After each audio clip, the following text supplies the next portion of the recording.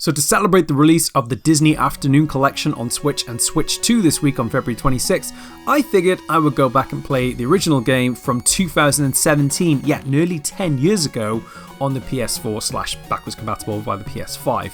This is not going to be a mixed emotions video, but I do have a couple of fun anecdotes to say about a couple of games. Without further ado, let's dive right in. So, quick thing to say at the top of this, as you know, obviously the game is being re-released as mentioned on Switch and Switch 2. Interestingly, the game that's coming out this week is actually going to feature two brand new additions to the Disney Afternoon Collection, those being Goof Troop and Bonkers, both other cartoon series, as Goof Troop being the bigger of the two. Now, the interesting thing about that is that both of those games are from the SNES era, whereas all the games on the current Disney Afternoon Collection that I'll be playing in this video are from the NES era. And apparently it's been said they're not going to bring these SNES games over to other editions of the game. Now what's interesting about that is if you've played another Disney collection which has got Aladdin and the Lion King on it, they had a Jungle Book DLC expansion that followed a while afterwards. And this obviously launched in all formats and you could buy it for an extra fee, and then you got the Jungle Book added in as well as additional Aladdin and Lion King games.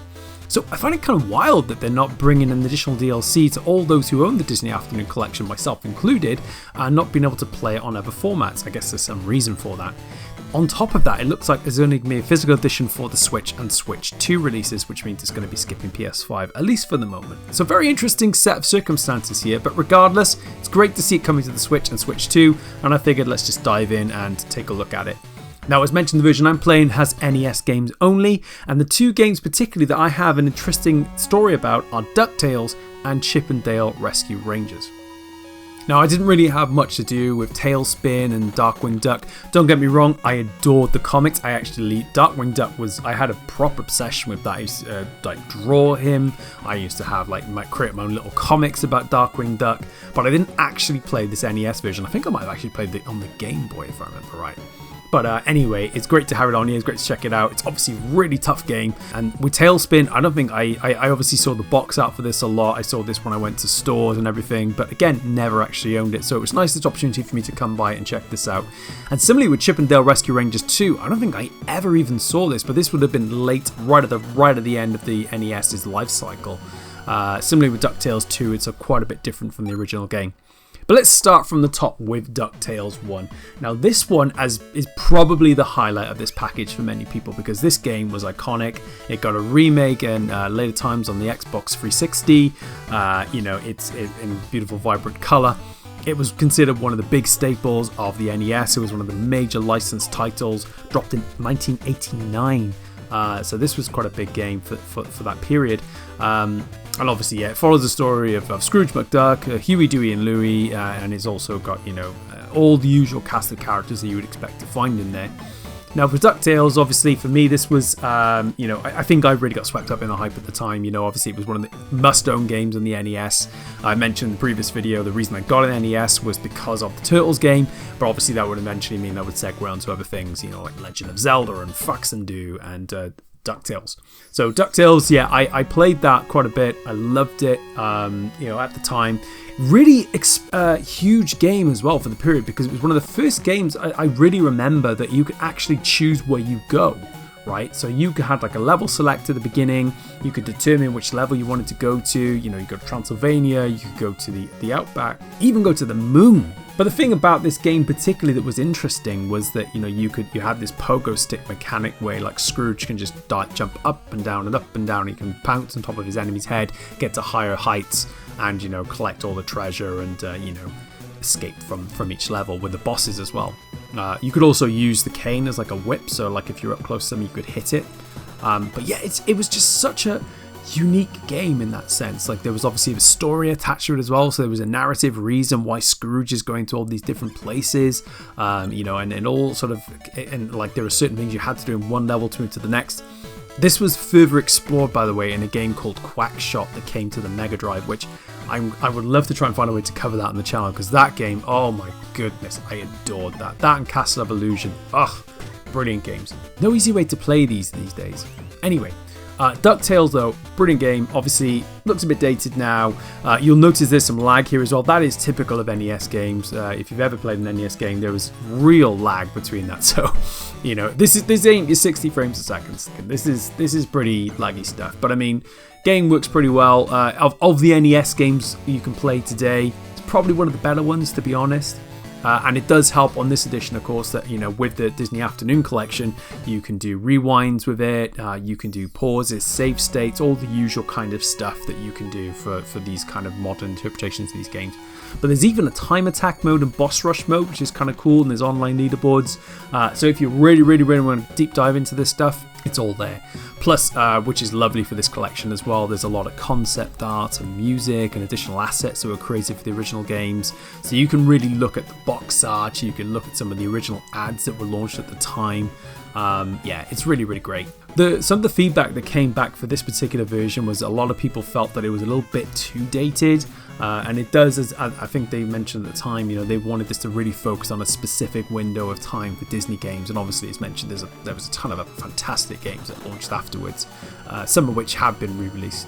But I think this collection was really nice in the sense that it just kind of showed you that block of content, you know, from that era. And yeah, it worked really great. But the other story I had was about Chip 'n Dale Rescue Rangers. Now, this actually was a very interesting one because I think this is what inevitably led me to getting an NES, if I remember correctly. So my mother worked as a teacher, and she worked at a learning facility that essentially had people with learning difficulties, and she basically looked after them with different styles of teaching. She was looking at creative ways to get them to, you know, come out of the shells and just kind of like, you know, be expressive. And one day, so I used to go in with her every now and again, so it was a little bit of a drive away from where I lived.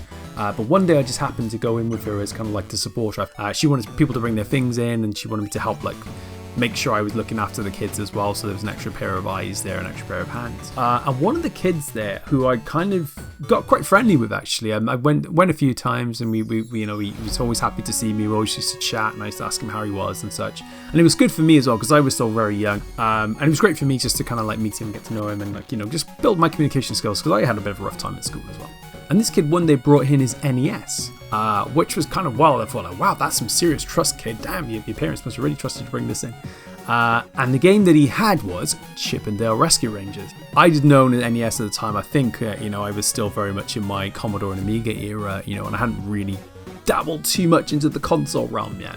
And obviously, because of that, there was some licensed stuff on the Amiga and the Commodore, but I think there was more licensed titles. Like the NES was really getting a reputation for these licensed titles, and obviously I've been watching Chip 'n Dale. I loved Chip 'n Dale Rescue Rangers as a kid. You know, it was great. And you know, they rigged it all up to the TV. It was lots of fun, and I just remember sitting there playing this and thinking, I actually really enjoyed this. Now, I was obviously not like stealing ghosts from the other kids. You know, I was letting them play it and I was watching them a lot. But you know, I had got a chance to check it out for myself, and I think that was the first time in my head that I was thinking, yeah, I think I really want an NES. And then obviously the Turtles got announced and got released, and you know, and I think that just really inspired me and really that kind of pushed me to think, yeah, I really want this system. Because I remember like everyone was just crowding around this TV, they were having a great time with it. And obviously, again, you're looking at this game now and you're thinking, but like for the time, the era, like this stuff was pretty revolutionary. I mean, it's obviously wasn't as deep in detail as DuckTales. You know, it's pretty linear in the sense you do get a little bit of level select, so you move between the levels, very similar to what you get in like say Donkey Kong. I think DuckTales a lot more sophisticated in the sense of, you know, what it was offering. But this was just simple fun, like, you know, you just pick up things, throw things, jump around, simple platforming fun. Basically something Capcom were masters of at the time. And I think, you know, you look at what Capcom is producing today, so different. You know, they used to be the masters of licensed games for a long time. And I really missed that core of the business in a way, because I think it was great, you know, seeing that they did some fantastic platformers which have been a little bit lost to time in some way. So I'm really glad this collection exists because it allows you to check these games out and see what they used to do compared to, you know, Monster Hunter Wilds and Resident Evil Requiem. You know, it's a very different Capcom today. But yeah, so that was a fun little story I had for Chip 'n Dale. Like, I think it was probably playing this in a school with someone on someone else's NES for a day made me think, yeah, this I want to own this system. And obviously, you know, then I was looking a lot more NES stuff. I saw Mario being played, and you know, The Legend of Zelda, all these great iconic games that just really drew me in. And yeah, as mentioned, obviously in this collection, you've got a Chip and Dale 2, which I did not play. DuckTales 2, which I think I played later on in life. And then obviously Tailspin, and Darkwing Duck, which I think I played a version of Darkwing Duck on another system. But yeah, this is the Disney Afternoon Collection. It is releasing on Switch and Switch 2 this week with 2 new games. So if you are looking at this, you've never played it before, definitely get those versions because they're going to be the definitive editions. I didn't actually play Goof Troop, or I think I did play Bonkers on an emulator. Shh, don't tell anyone. But these games, they're pretty different in their own way. I think Bonkers is more of a traditional platformer. I think Goof Troop is a slightly more narrative adventure, if I remember right. I didn't really look into it too much. Love to check those out actually, because it'd be fun to see what they're offering there. But yeah, this is the Disney Afternoon Collection. Really, really cool. There will also be a physical edition released in a couple of months as well for Switch and Switch 2. So if you'd rather wait for that, that's a nice way to kind of own these games physically and make sure you really are owning a piece of history. And obviously with digital games, they can be delisted. We've actually seen it quite a bit recently, with the Jurassic Park collection. I might actually cover that because I had a fun little story about one of those games as well. As well as the Bill and Ted Bogus Adventure. Those both were actually delisted fairly recently. So recent, modern, current examples of classic games that were released and now probably being lost to time again. So yeah, I think having physical editions for those types of games is really nice to make sure those are maintained. But yeah, hope you enjoyed this. This was kind of a little bit of a halfway home of a long play versus a talk through with some stories and anecdotes that I had. Lots more coming to the channel. We have a very interesting podcast which we'll be working on very, very soon. And I'm hoping to release the first episode of that, so I hope you'll stick around for that.